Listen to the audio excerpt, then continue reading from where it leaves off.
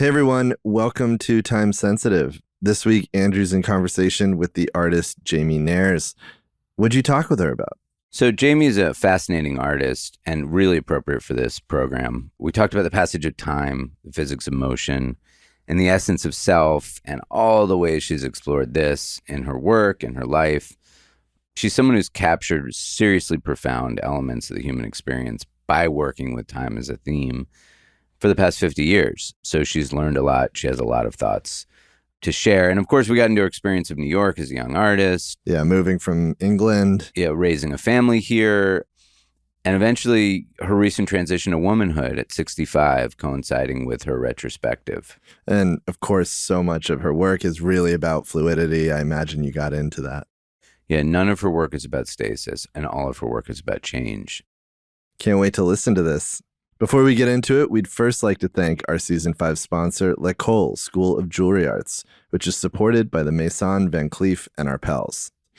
Through its courses, talks, exhibitions, and publications, as well as its extensive research program, L'École sits at the intersection of art, gemology, and craftsmanship. Founded in 2012, it explores and showcases jewelry in all its aspects, contributing to and consolidating knowledge around the world of jewelry. From prehistoric to contemporary jewelry, from men's jewelry to tribal designs, from rare gems to goldsmithing techniques, L'École covers a wide range of topics and approaches, making jewelry knowledge more accessible to all.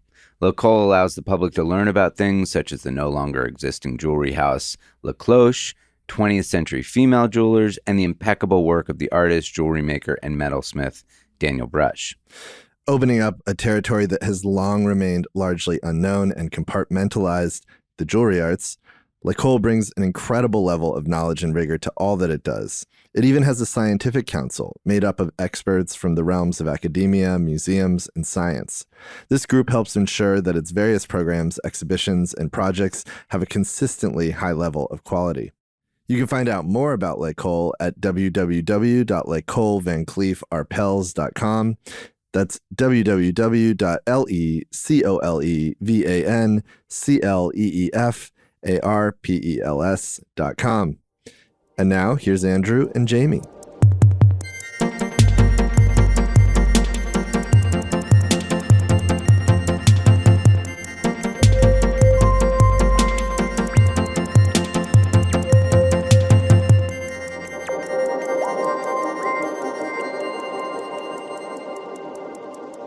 Jamie, thank you for coming into the studio today. It's my pleasure. So it's always kind of the question of where to begin, and 5 decades of creating art concerned with time and the self, investigations into who and what we are. Yeah.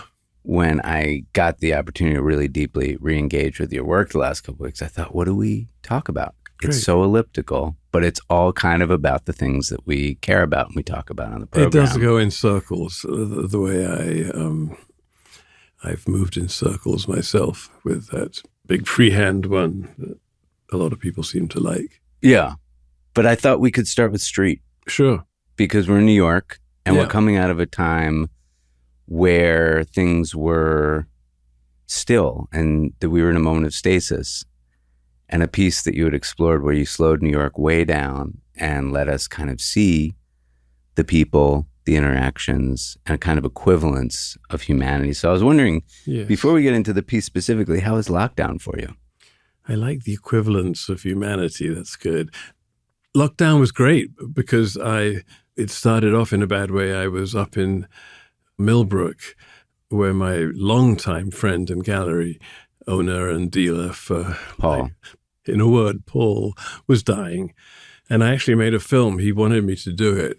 I had a whole bunch of 16 millimeter cameras and a few others besides. And I just shot every kind of film stock. And I made a film of Paul dying. Oh, wow. Which is called Love Paul. And I balanced it with the garden that he loved coming to life in the early spring. So there was one going and the other appearing. And I think it's a very beautiful film. It's silent. It seemed appropriate that it should be silent. Paul is not a man of many words. No, it's very appropriate. His texts were always really good. He loved trees too. He did. He did indeed. And cared a lot about the trees on the property. He did. And it ends actually with the cherry blossom, which is flowering just at the right time. And it's such an extravagance of color and everything against the blue, blue, blue sky. So that's where it started. That's where lockdown started for you. That's where it started for me. And then I stayed there for a couple of months because COVID was happening. And then I moved back to New York. People were still yelling out the window at 7:00 to herald the doctors and nurses who were giving their lives for us. One of whom, a dear friend of mine, she was a nurse up at Columbia Presbyterian, and she died right there at the beginning. Such a sweetheart. But then I came back to my apartment, and there was an enormous construction crane. And I'm on the 25th floor, and this thing was reaching way up above me. And they had started to build the building, which is on the site of Jeff Koons's old studio, which I had a right here bird's eye view down. Yeah, yes. I had the bird's eye view from the 25th floor, and it was like an architectural plan come to life, with all the workers color-coded in electricians and carpenters and metal workers and all the rest. I started filming with my Blackmagic Pocket Cinema camera, which makes such a beautiful image. Yeah. And I filmed it until, all the way until they built it up, and eventually it comes parallel with me, and then it disappears into the clouds and the film stops. So in a way, you were still, during that time, visiting movement of the city. I was filming like crazy. I have hours and hours of footage. It was just so fascinating to watch. Plus, I always have great respect for the people, the unseen and anonymous people that have such an effect on our lives. And you normally see buildings being built from the ground, looking up, and that's not seeing very much of anything. And this was the opposite. I was from the top looking down, and I was impressed by a number of things. How hard they worked, for one, which was a real surprise to me. They're just going all out the whole time. Then they break for like a soft drink, and then they get back to it. How hard they work, how incredibly organized it is. It's like a military campaign or something. Anyway, I filmed this thing being built, and now I have more footage that I know what to do with, and I've begun editing it. Well, the idea of looking at people is a very New York thing, right? Yes. I mean, this is what the city's about. Yeah. It's sort of a New Yorker's recreational activity is looking at people. So aside from the obvious fact that the film The Street, or the film you're working on now, was made by looking at New York, do you see this as a piece, and I'm talking about Street, about New York at that time? Because when I thought about 2011, I mean, things were becoming super fast and divided. You had Occupy Wall Street. Instagram was taking off. It was a year old. But the film is sort of about, it's almost like an antidote to that. It's sort of about, it's a celebration. It's also, for me, and I think many others who've watched, it's about oneness. You really begin to feel this idea that every one of them is in us in some way. And so I was wondering if you were thinking about this idea of the infinite selves and the multiplicity that we all carry with us. There's a number of very good questions in there. It was an extraordinary multiplicity of selves, and as a viewer to my own film, I realized very early on that it was going to be, in some measure, more than I had intended. I didn't realize that it was going to be quite such a strong emotional experience for people.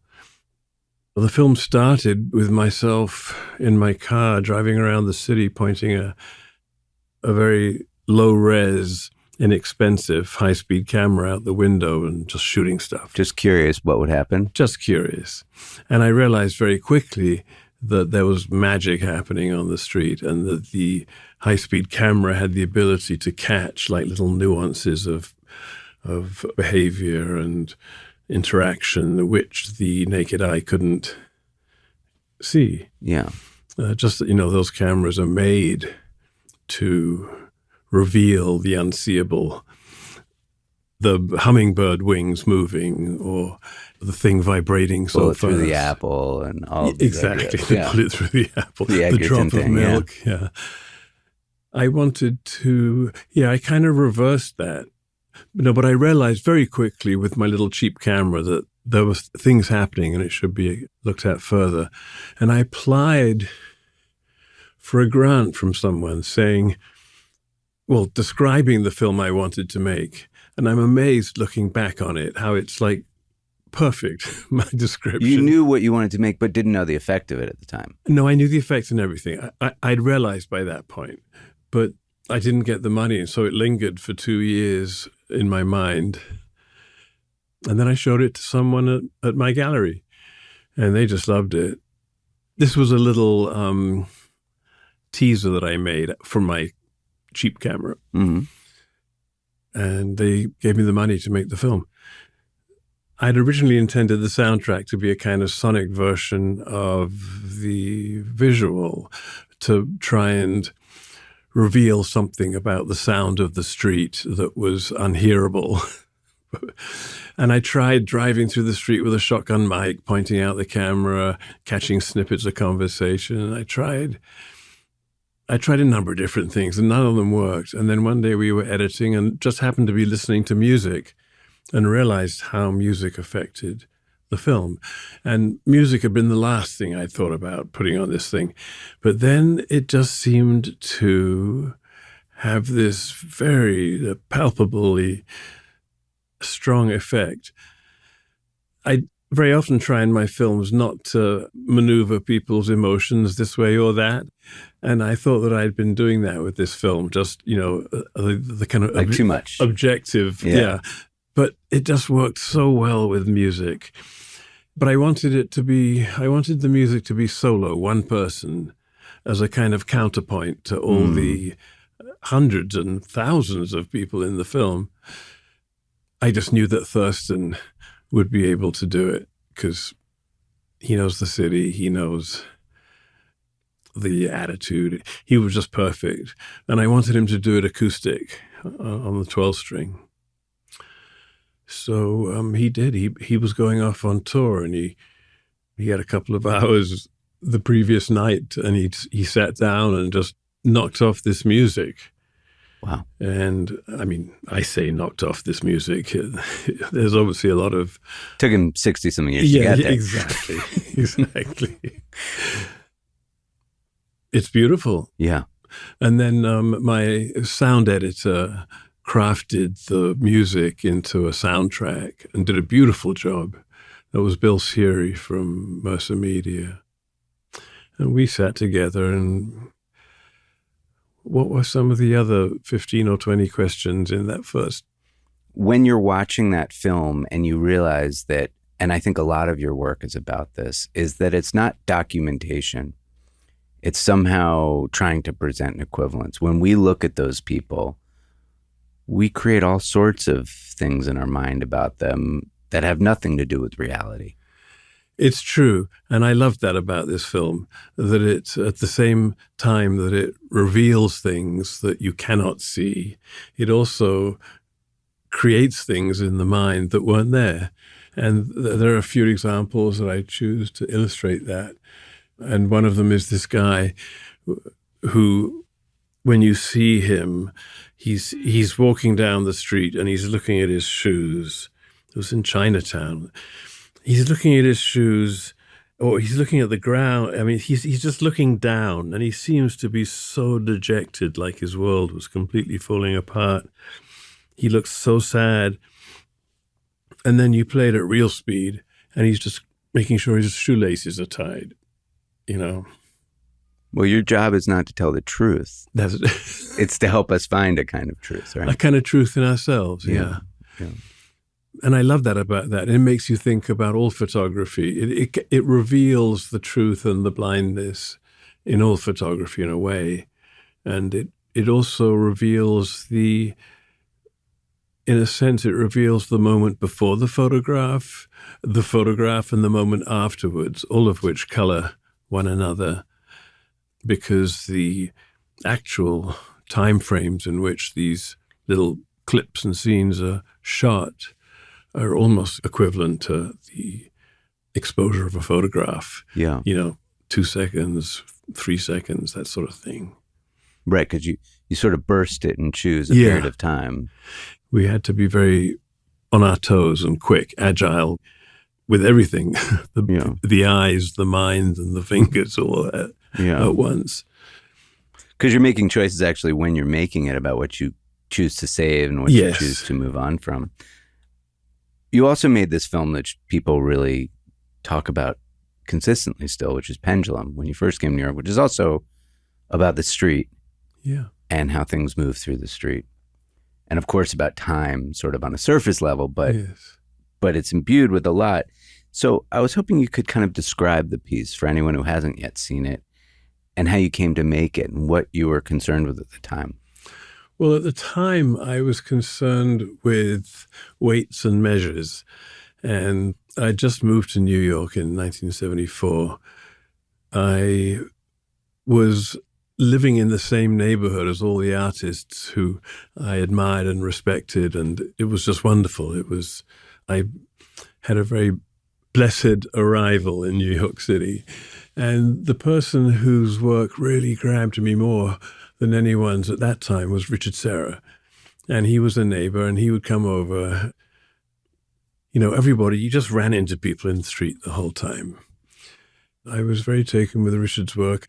It was kind of my understanding of what he did, interpreted in my own way. It was like I brought movement into the mixture. And I think Amy Taubin said something about it being, it was essentially a minimalist film, but there was movement, and there was a kind of visceral groan to the film, which of course is in the soundtrack, but it's quite a strong film emotionally. It looks like a wrecking ball. It looks like a wrecking ball, but it's not a wrecking ball. Right. It sometimes gets called a wrecking ball, and, what am I going to say? But it's a copper sphere with water, right? Exactly. It's copper. It's got water inside. And like I have said before, if it hit the wall, it would have cracked open like an egg. Right. But it didn't hit the wall. Right. And it hung from the famous bridge on Staple Street, where you lived. I lived in the covered part, and what you can't see because it's been taken down was one floor above that, joining the two roofs, was a walkway bridge, and that appears in the film.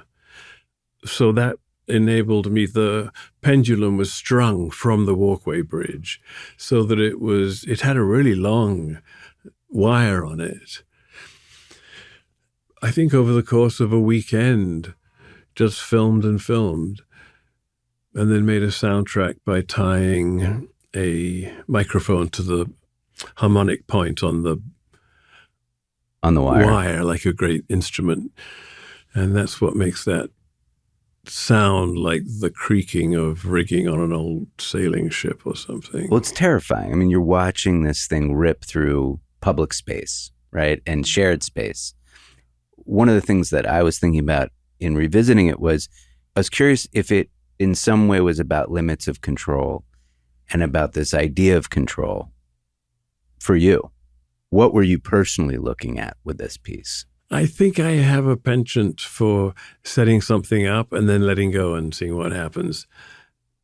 There's an element of that for sure in Pendulum. Some of the earlier films and some of the later films are like one idea. Like I think of a film like Block, where my hand's just tracing one city block across from one avenue to the next. That's a very simple idea that's kind of flourishes in the mind as you watch it, because it's shot at 5 frames a second, and each frame is like a still, like a painting or something. But Pendulum was... oh, gosh. It's accrued a lot of meaning with time. And some of the meaning was, I guess, impossible to have predicted when I made it. But it has the kind of clock-like connotations of a giant pendulum swinging have really come to mean something more. Yeah. Now, as we look back, which is something I quite like to do. Oh, you asked me if Street had been made as... I made Street definitely as a instant historical document. I meant it to be about New York there and then, and I meant it to be something that we... In fact, when I was raising money, I said that I wanted to make a film to be seen 100 years from now. Like Berlin's Symphony of a Great City or something. Yes. These turn-of-the-century films that have just become more and more important over time. Well, maybe that's why I didn't get the money, because I kind of shortchanged myself. But yeah, there was intention in that. Of course, Pendulum itself is very unpopulated, and that's partly because of the glory of Tribeca in the early 70s, which was pretty much unpopulated. There were a few artists living in this building or that building, and the rest was egg and butter factories and stuff. You know, just a little bit more on Pendulum before we leave it, that at one point the perspective shifts. It shifts from objective to... subjective. Yeah. Yeah. Were you aware at that point of the tools you had at hand? Or was it just, oh, I wonder what happens if we put the camera on the pendulum? It was a little bit of both, but I would say more of, I wonder what happens if I do this. I wonder what happens if I do that. You know, there was a measure. I knew that it looked beautiful from when I shot from above and it's moving in a great circle. It just seemed like the next last thing to do. But what effect have you noticed it had on the viewer? What is the outcome of shifting from the objective to the subjective? This I couldn't say for sure. You'd have to ask a viewer other than myself. Right. I guess, I guess it is a radical shift. To me, it's in the same way that I'm not really so emotionally affected by the film. It doesn't seem terrifying to me or anything because I made the damn thing, you know. Right. To me, it was just what I did, if I look back on it. But no, I think what you're getting at is so important, that your job is not to figure out the effect it's going to have. It's to ask the question and do the work. That's true. If you're trying to second guess yourself, you kind of grind to a halt. At least I do. It's just the way I work. I'm sure you could try and calculate the effect on the viewer very precisely if you wanted. I tend to let go of it with the hope that the viewer will have the same excitement and sense of discovery that I have when I do it. Makes a lot of sense. And in a conversation with Christopher Wool about it that I read last night. Oh, yeah, yeah. You said Pendulum's one of your favorite films. Yeah. And it's really the summation of all of your thinking pre-1977. Yes. I was wondering, what do you mean by this? What thinking are you referencing? 76. Oh, actually 75. Pendulum was really made in 75, but I got the date wrong when I made the titles. So I thought, well, what does it matter? 76, 75. But when I said that, I think I was thinking about my interests since arriving in New York. And it was a very, very intense learning curve for me that time. I came of age on the streets down there, I think. And I'd been interested in physics and flight, and I made things around the three words, yaw, pitch, roll, a kind of total movement, summation of flight, Yeah. I guess. Well, you grew up in London. I was born in London. You were born in London and you spent your teenage years there? Not even. I was born in London and I moved to Sussex when I was 3 or 4. And my father died that same year. And then I was sent off to boarding schools when I was 7 in the great British tradition of of get 'em and get 'em young and you got 'em for life kind of thing. And I think that was part of the reason why I took such pleasure in saying goodbye to London when I did, although I hadn't intended it to be such a long time. I realized immediately after arriving in New York that this was my home. A lot of people used to feel that. I don't know if they still do, but At that time, for sure. at that time, right? You first felt like, oh my God, this is where I belonged all these years. Before you moved, you made this piece that I love called Red-Handed, which is a self-portrait.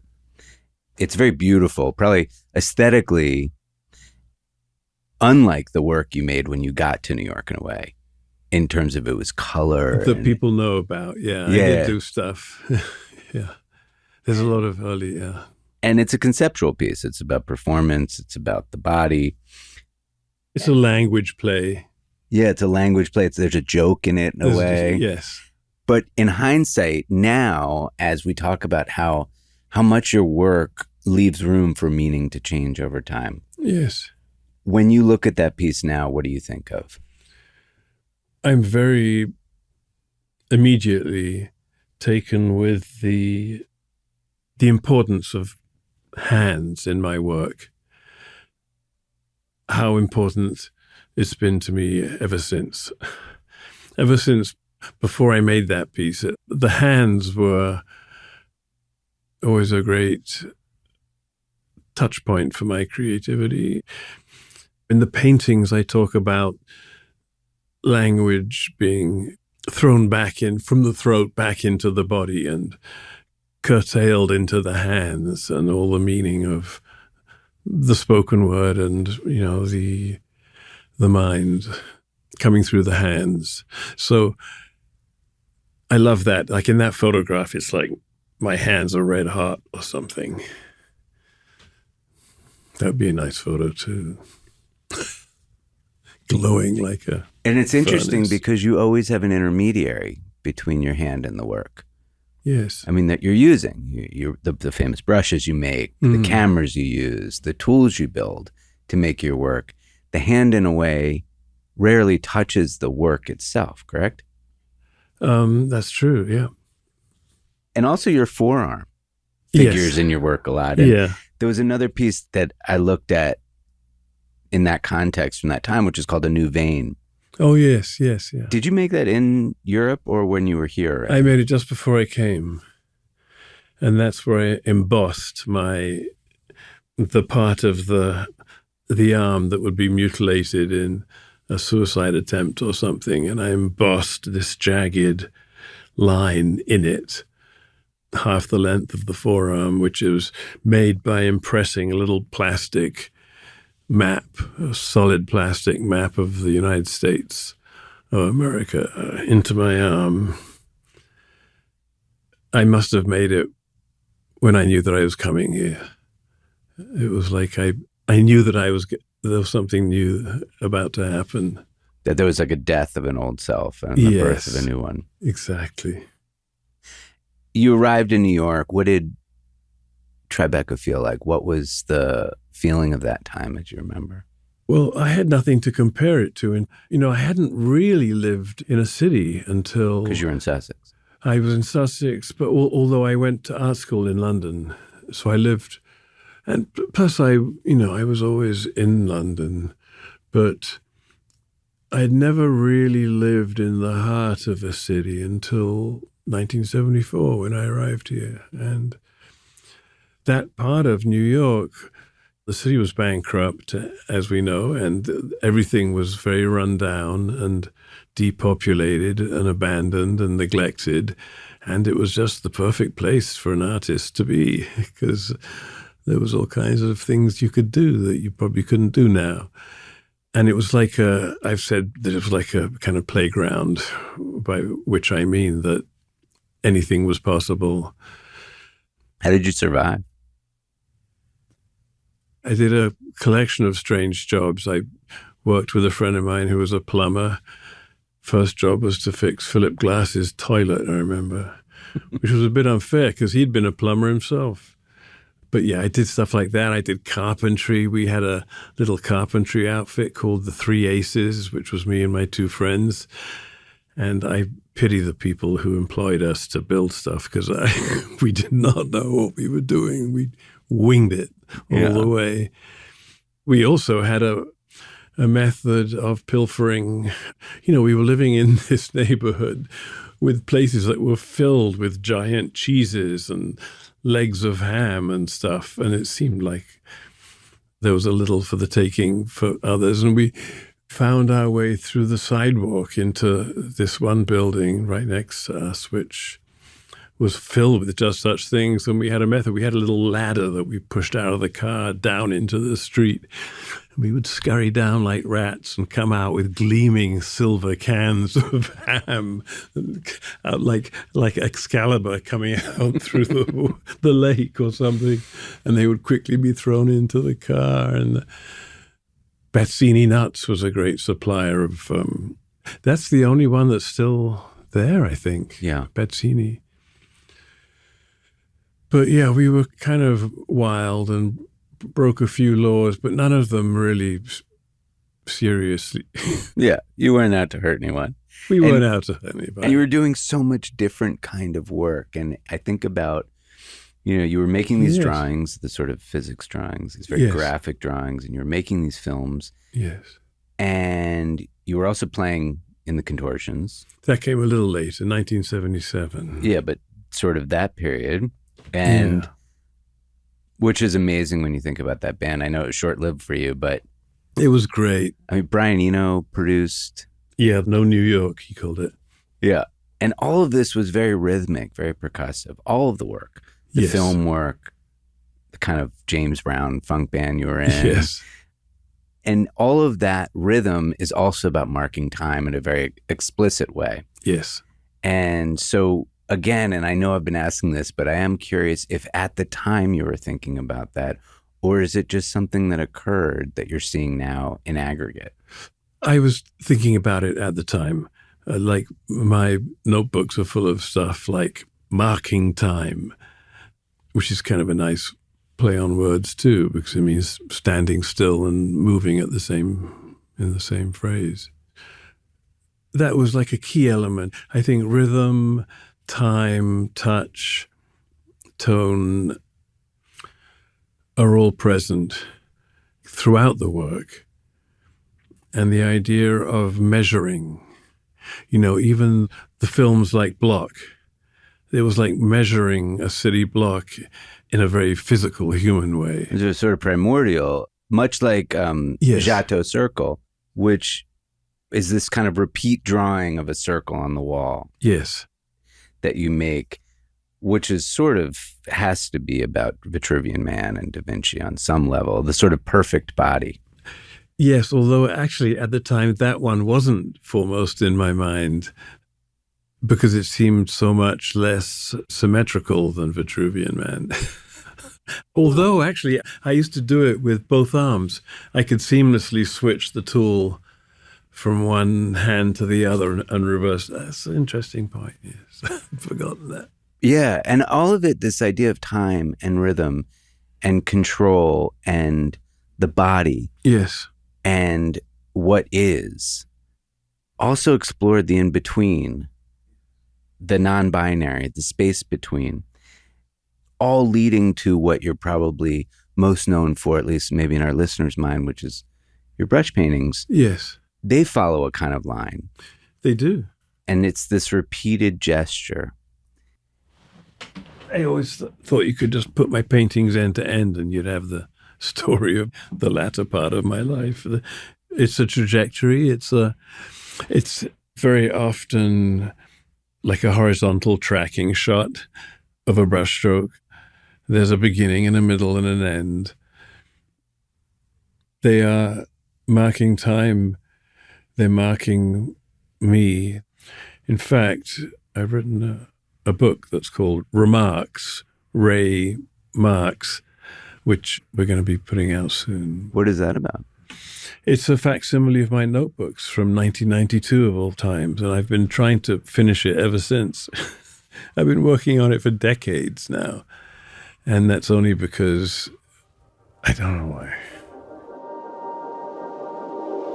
Hey everyone, taking a quick break here to tell you a little bit about our Season 6 sponsor, L'École School of Jewelry Arts, which is supported by the Maison Van Cleef and Arpels. In addition to exhibitions, publications, research projects, and public events, L'École offers a range of courses led by experts across jewelry, craft, history, and the arts. Celebrating its first decade this year, L'École, which has permanent campuses in both Paris and Hong Kong, plans to open a third space in Shanghai next year, and will soon open another in Paris, which will feature a public library of more than 7,000 reference works on jewelry and gems. At its main Paris space, L'École is also opening a gemothèque, or gem library, that contains some 1,200 stones for visitors to view and even handle. This year, they'll also be presenting 6 exhibitions in Hong Kong, Tokyo, and Paris, and publishing 8 books. You can learn more about L'École and its current and upcoming offerings at www.lecolevancleefarpels.com. That's www.lecolevancleefarpels.com. And now back to the episode.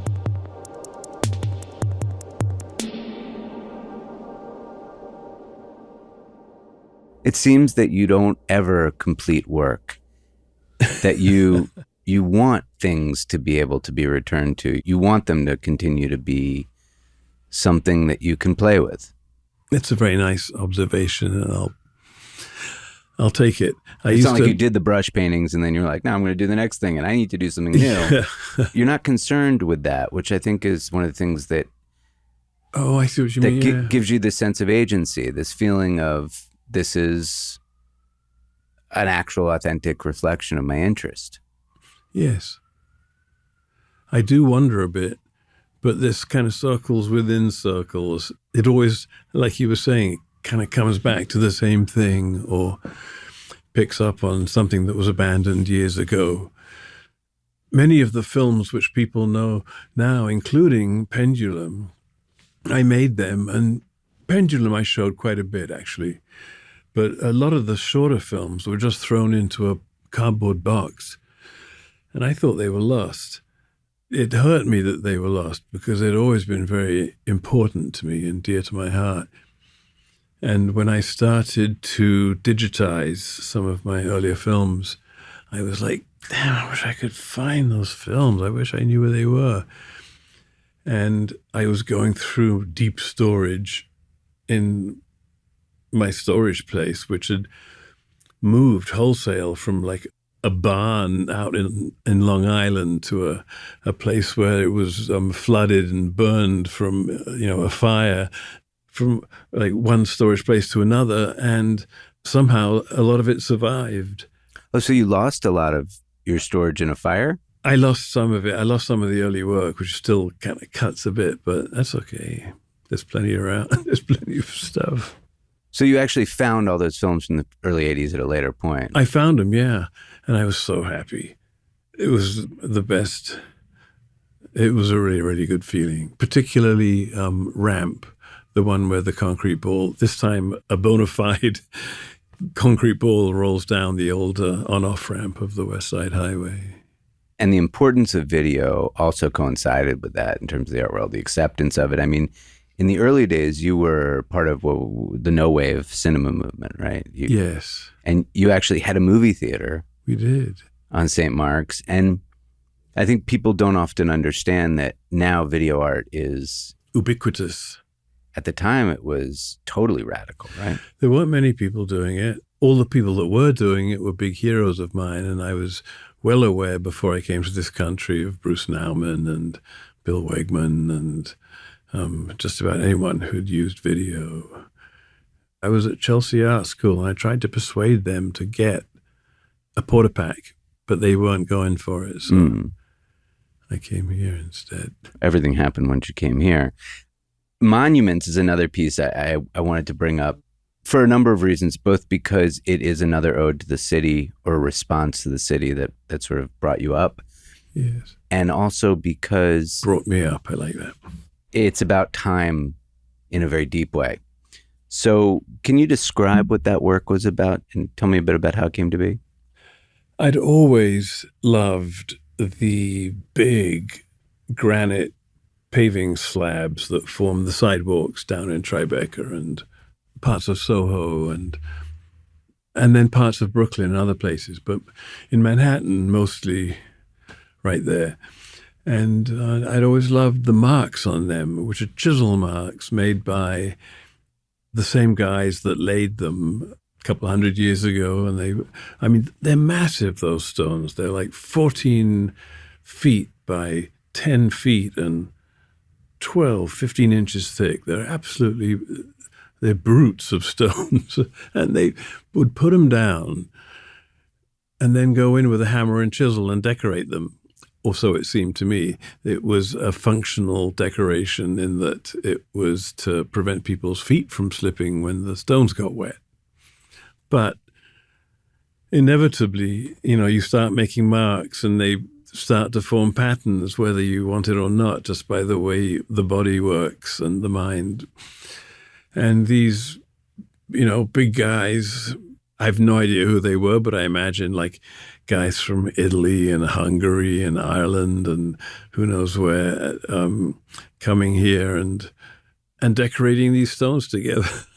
Sitting around, I just imagine them sitting around smoking with like an old clay pipe or something and talking about their wives and chiseling these blocks of stone into these patterns, which I found very beautiful and very immediate because they were a representation of a moment in time, like a day's work, a day's thought, maybe they didn't even think of it as work. It was like a day's something laid bare for all to see for many, many, many years. And the same stones that have been walked on, in some cases, literally by Abraham Lincoln, for all I know, or, General Custer.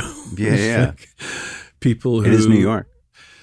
There's a connection, a very tangible connection with the past, which I like and which has appeared in a lot of the work. So I did rubbings of wax on a kind of tough synthetic paper, brought I had a little crew of people, and then we brought the rubbings like English brass rubbing, in a church. We brought them back into the studio and gilded them. And I wanted them to be gilded in 22 karat gold because I wanted the best for these guys. I didn't want no cheap stuff. So I spent a fortune on 22 karat gold leaf and we gilded them. And each painting is the size of the original stone. And if there's a corner missing or a crack, it's well seen that that's absent or, present. They're facsimiles of something real presented in a way that changes them as these monuments to these anonymous workers who made this city great and just happened to do it during the Gilded Age, which I like. Yeah, and you gilded them. And yes. I wouldn't want to miss the idea that beauty is important to you. And you came through a time where beauty was, in a way, dismissed. If it was beautiful, it couldn't mean anything. It was suspect. Yeah. And you kind of never seemed to care about that because you pushed on. I kind of never cared about that. Beauty has always been important to me for reasons other than it's the obvious ones of being attracted to something beautiful. There's almost something unbearable in beauty to me.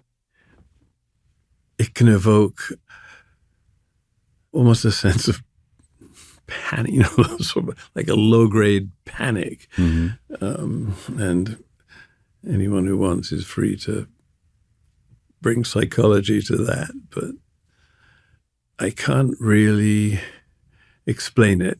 But I find beauty very compelling and very disturbing at the same time.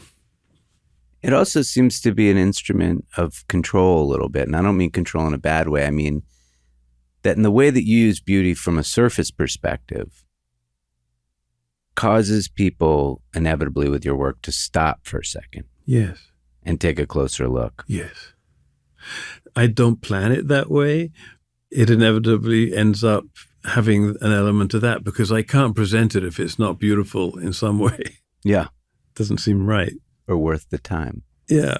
I mean, I wasn't, with the monuments, I wasn't trying to make anything beautiful per se, but I did want to make something a kind of equivalent to walking into that museum in Cairo that has all the national treasures where you walk in and you're surrounded by a sea of gold. And I wanted to evoke those kind of ancient texts and ancient tablets and objects that you don't know what the hell they are. They remind me of like the Lascaux Caves and the idea of the primordial marking of our experience, this very deep time thing that is the thing about and I think a lot of your work is about this, the things within the human experience that don't change based on culture. Yes. I like to see the similarities between people, I think. And just quickly, there's a strong connection with the act of writing and language in a lot of the work. These guys hacking at the sidewalk, in a sense, it's a kind of graphism. As I was saying earlier, I do think about the paintings as in some form being a kind of representing of language or of a kind of deeper language. There's a lot of dance in there. There's a lot of music in there and rhythm, like you were saying. Rhythm was always the thing I was best at in the band. Back to the paintings, the brush paintings specifically, and how you've always thought that if you connected all of them, it would be like one painting. And you once said that your deepest being is contained within the brushstrokes. I think that's true. What does that mean? To me, it means that my core being is present because they're unfiltered. They're like within the frame that I've chosen to work, all is revealed. I can't hide things within the paintings because if they do, I just can't do it. So if I make a mistake or something goes wrong or I don't like it, I take the whole thing off and begin again. I can't fix the end or, retouch the beginning because it's very important to me that these paintings are made in the same time frame as a photograph is made. There's a kind of instantaneity to the paintings. Again, it's, anywhere from 5 to 15 seconds or something to make a brushstroke. I might work on that brushstroke for days and days. I might get it first time, but I have a method of erasing and repainting in very quick time. I can erase as quickly as I can make a brushstroke. I just squeegee it off. I think my dual nature, the femininity, which has always been with me, I think that's very present in the brushstrokes. One person has written about it, and that was in Milwaukee. The paintings are very sensual. They're very strong. But at the same time, they're very delicate. They're transparent. I only use transparent paints because I can't get the same kind of tonal modeling without. But there's a transparency, there's a delicacy, there's a sensuality. They're full of curves. There are a lot of curves and sort of body parts. I think it says a lot about who I am. Yeah, I mean, this theme across all the work, and it's most obvious in the paintings of the brushstroke films. Yes. But all of it is about fluidity. All of it, everything we've been talking about up to now has something to do with creating a space for fluidity. Yes. And actually stepping away from what happens within that space. That's not what you control. What you make is the space for it to happen. Yes, even the brushstrokes, I'm not exactly controlling. I'm not exactly not controlling.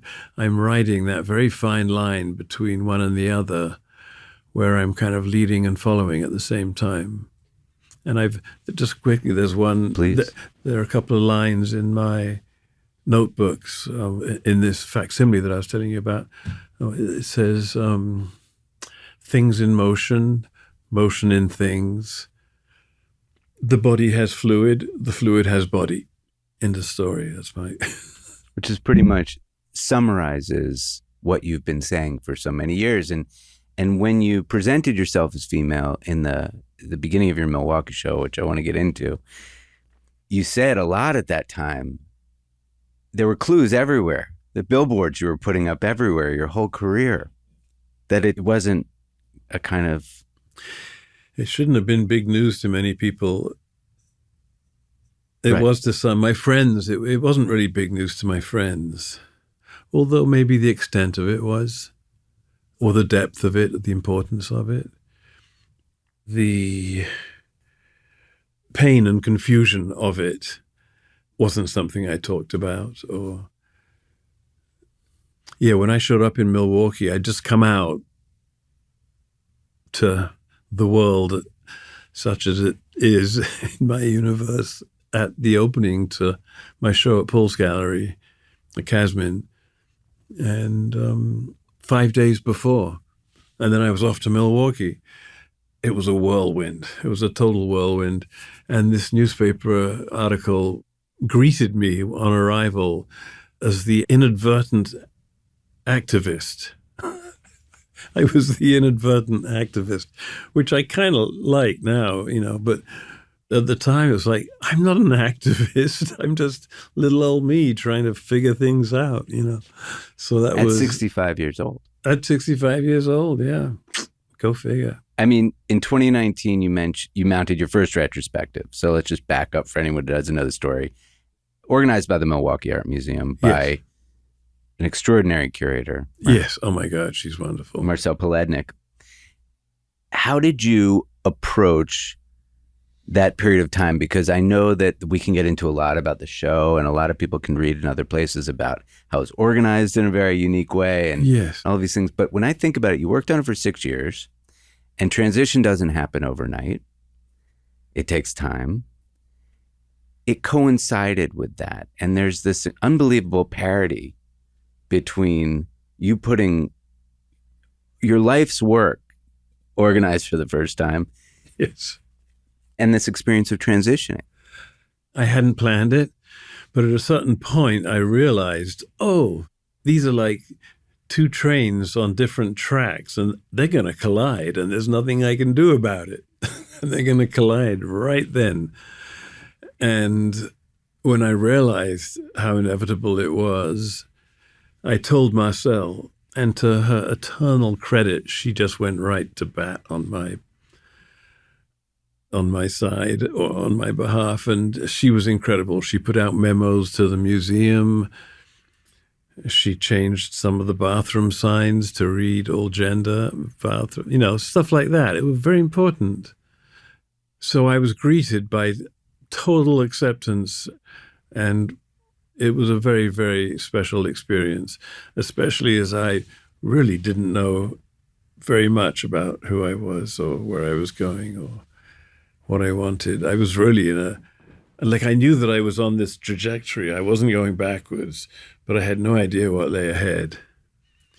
It was perfect that it coincided with the opening of my retrospective.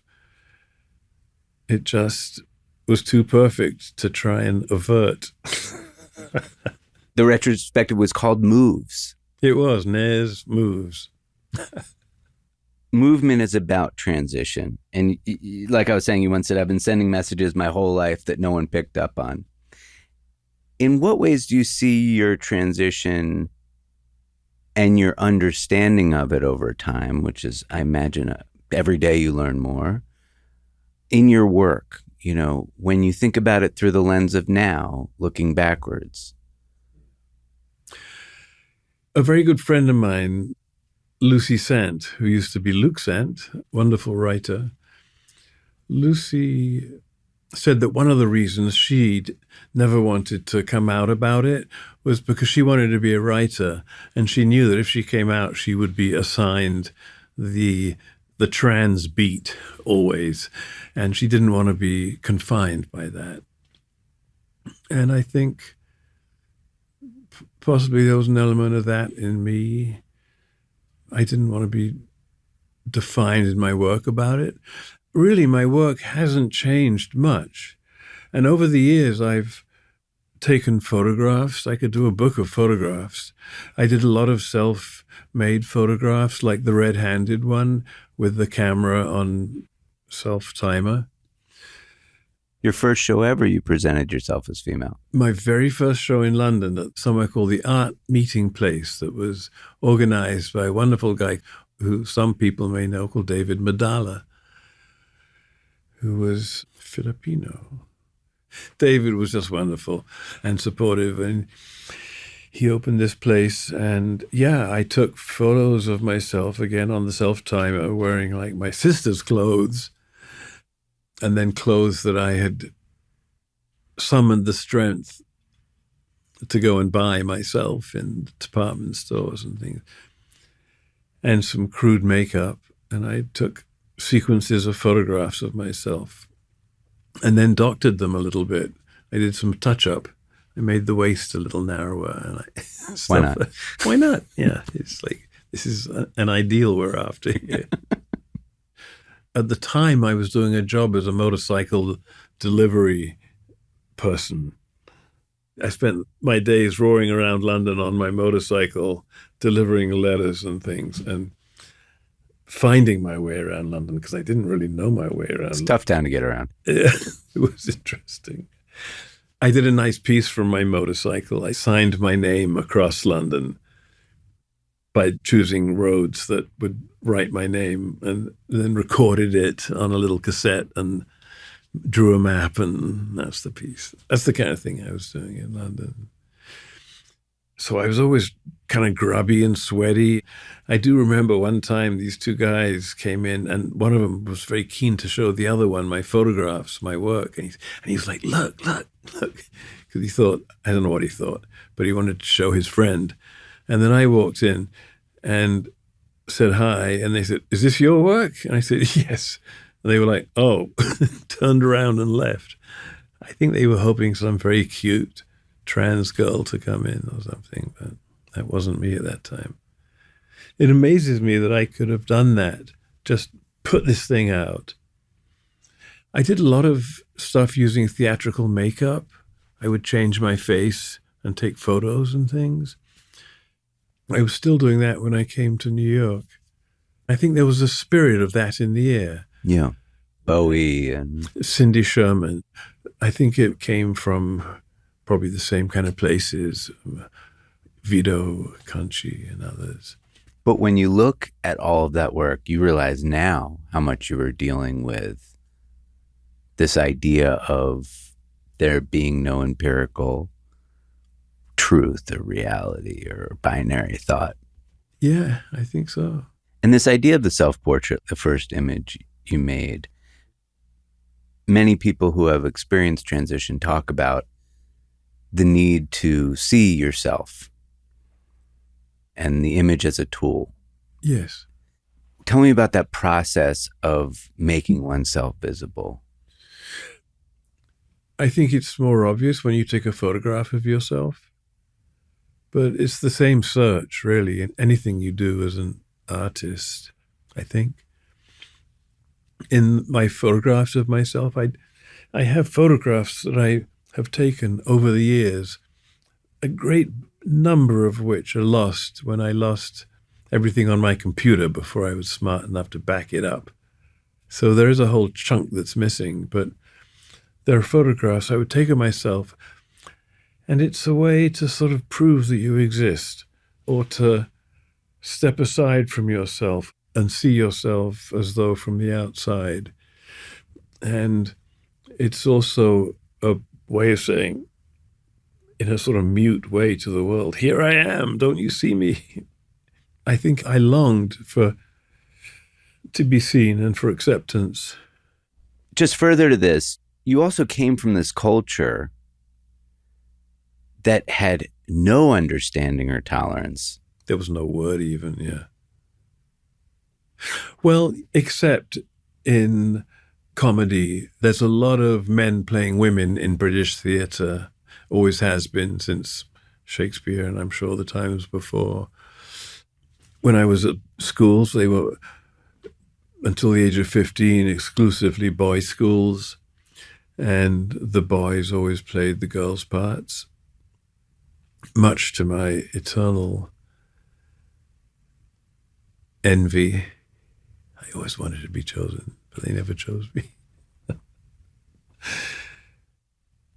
Actually, if they had chosen me, I probably would have said, no way, not going there.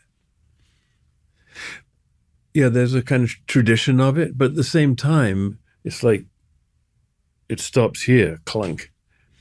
And like I said, there weren't even words for who I was. I realized at a certain point that I was different, and that there was something possibly wrong with me, but there was nobody to talk to about it or to question about it, or not even any place that I knew of to read about it. I'm sure there were texts of one kind or another, but the first I heard of it, was when I was sort of in my late teens. Mid to late. Actually, that's not true. Well, I don't know. I remember when I was 15, I went to live in Italy because they didn't know what else to do with me.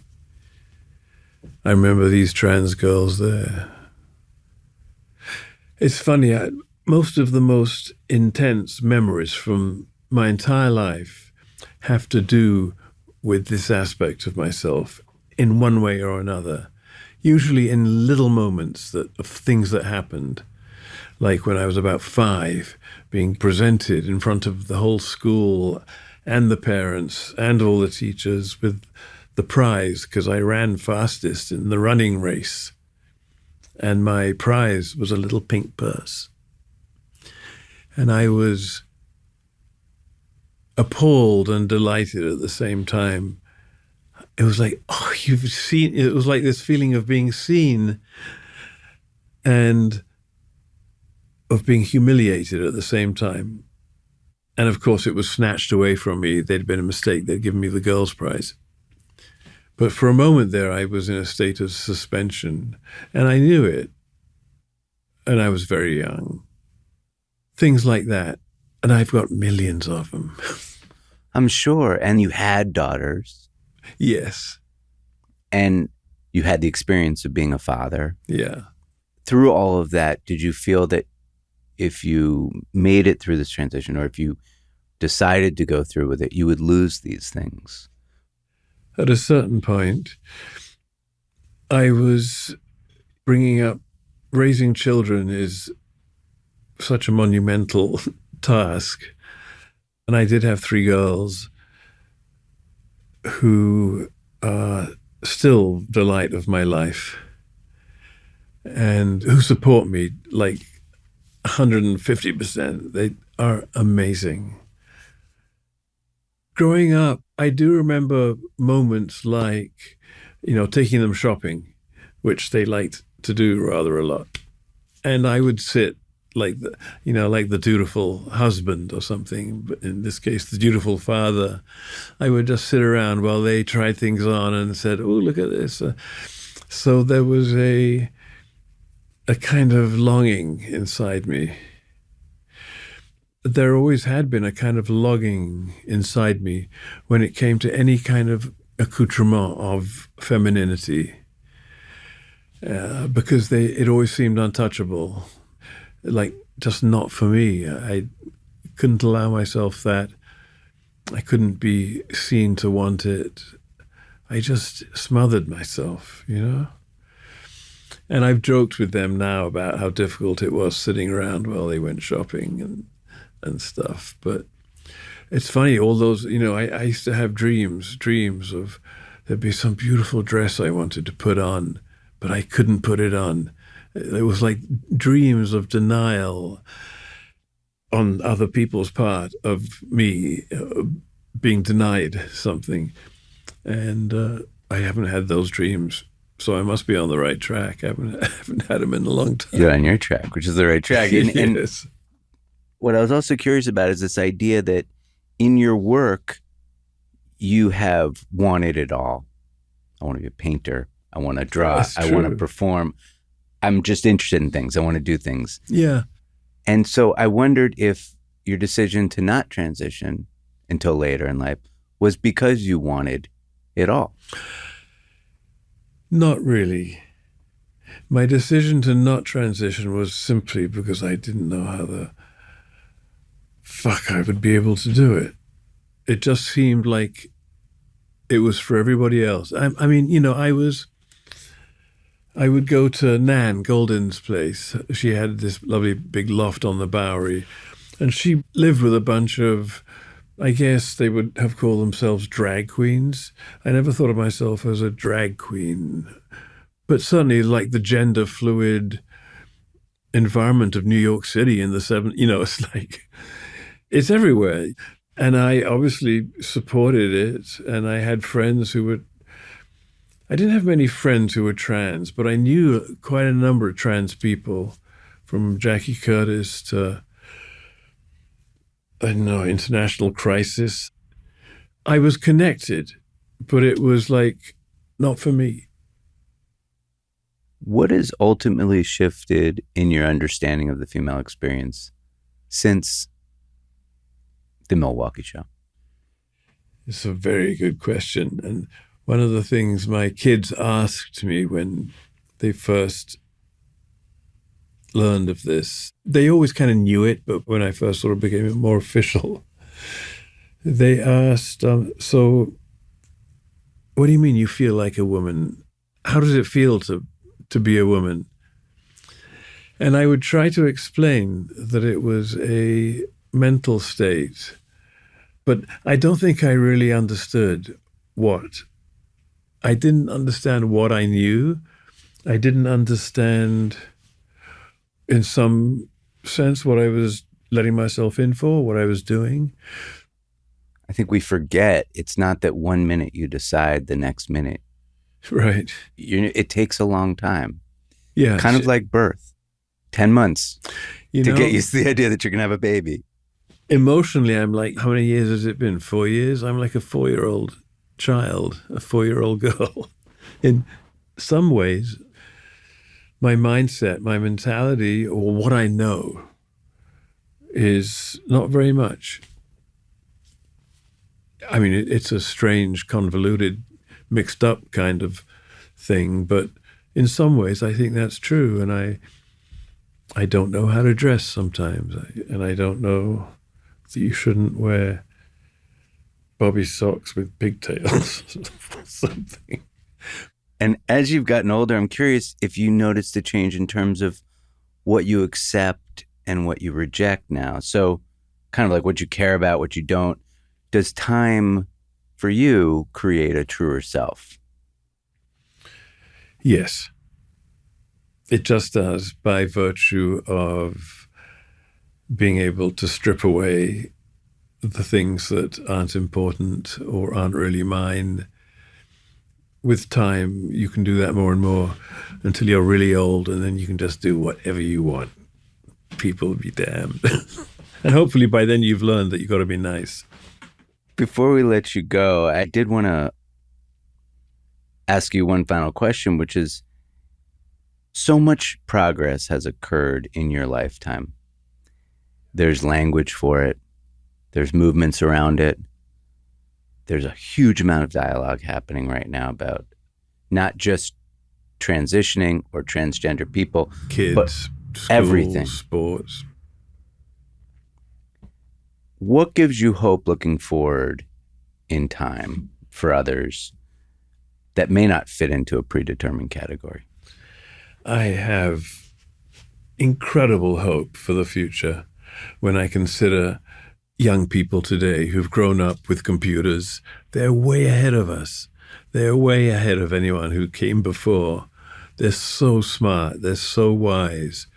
When I look at my girls who are really concerned about climate change and gender rights and just all the right things, as far as I'm concerned, I'm astonished. I'm astonished by how capable they are. Incredible. And I think that I believe that there is, despite the kind of pullback from people on the right, religious people, nutcases, more than nutcases, really sinister in many ways, racists, just awful people. There's so much pullback, but I don't think it's strong enough. I think the movement, to coin a word, of the culture is just, it's inevitable. There's this trajectory that we're on, which you can't wind it back. You can try, and they will, and they'll succeed sometimes. But I have great hope. You know, I've seen this thing appear, and the way it has appeared in America, in particular, seems to be in the great American tradition of spearheading something that then takes root over the world, like blue jeans or something. There's something which is the best of this country. That's not to deny the work of people in other places. No, not at all. But I've watched it from within this country happen from, again, nothing, you know, when I first came here. And when I consider how kids, younger kids these days, don't care if you're gay or straight or somewhere in between or on this side of the spectrum or that, it's just like, it's not that they actively don't care. It's like, they just don't care. It's not an issue. They don't think that way. And that to me is a sign of something incredibly powerful and something that's not going to just change because a few total assholes in other places want to try and pull us all back into the Stone Age. A recent guest on the podcast quoted someone else as saying, "A stranger is someone in us that we don't yet know." That's nice. And I think that is the issue, that's not totally understood. Yeah, I think that's true. Jamie, thank you so much for sharing today. This was really beautiful. You're welcome. That was my treat. Thank you. Extra thanks to our Season 6 sponsor, L'École School of Jewelry Arts, which is supported by the Maison Van Cleef and Arpels. A unique place for learning, L'École welcomes the general public to the world of jewelry through courses, conferences, exhibitions, videos, and book publications. You can find more about L'École at www.lecolevancleefarpels.com. That's www.lecolevancleefarpels.com. And thank you for listening. You can find more episodes of Time Sensitive on our website, timesensitive.fm, or wherever you listen to podcasts. You can listen to our other podcasts at a distance by heading to atadistancepodcast.com. You can follow us on Instagram at slowdown.tv. And if you like our programs, please be sure to subscribe and leave comments. Our theme music was composed by Billy Martin. This episode was produced by Ramon Broza, Emily Jang, and Johnny Simon.